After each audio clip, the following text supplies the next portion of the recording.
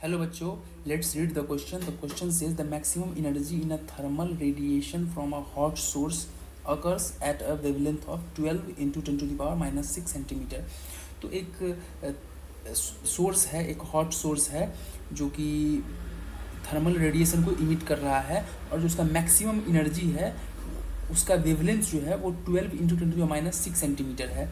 The temperature of the source will be n times the temperature of another source for which the wavelength at maximum energy is 96 into 10 to the power minus 6 centimetre. तो एक दूसरा source भी है जो maximum energy पे wavelength उसका 96 into 10 to the power minus 6 centimetre है। इस दोनों के बीच का एक और रिलेशन है, वो टेम्परेचर का है कि पहले वाले सोर्स का टेम्परेचर जो है वो दूसरे वाले सोर्स के n टाइम्स है। तो पहले हम इस क्वेश्चन का की कॉन्सेप्ट लिख लेते हैं। तो इस क्वेश्चन को हम विन्स डिस्प्लेसमेंट लॉ के हेल्प से सॉल्व कर सकते हैं। विन्स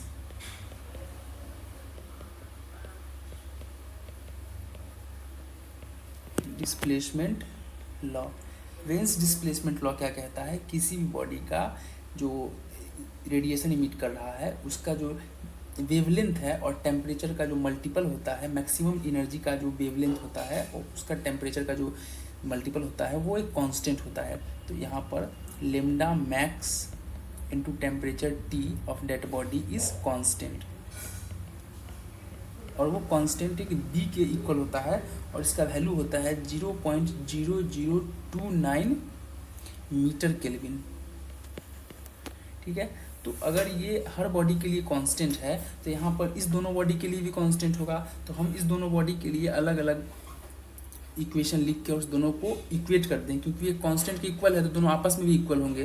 तो इक्वेट कर देंगे और हमें यहाँ पर टेम्परेचर एन की वैल्यू फाइंड आउट हो जाएगी। तो देखिए हम क्वेश्चन को कैसे सॉल्व करते हैं। यहाँ पर लिखेंगे लेमडा ऑफ m1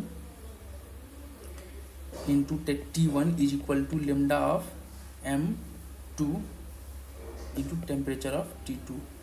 तो इसका लेमडा m और यहाँ पर एक और चीज़ दे रखा है कि अगर टेम्परेचर T1 जो है वो n टाइम्स टेम्परेचर T2 है, एक ये भी रिलेशन हमें दे रखा है।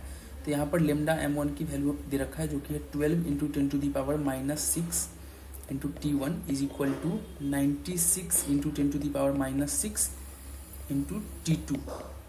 यहाँ पर 10 to the power minus 6 10 to the minus 6 cut जाएगा और 12 इन 8 जा 96 होता है। तो T1 is equal to 8 times T2। यहाँ पर इस दोनों इक्वेशन को हम कंपेयर करेंगे तो हमें n की वैल्यू जो है वो 8 निकल के आएगी। तो हम यहाँ पर n इज इक्वल टू 8 हमारा आंसर होगा। So the final answer is option A 8, n is equal to 8। Hope you understood it well. Best of luck.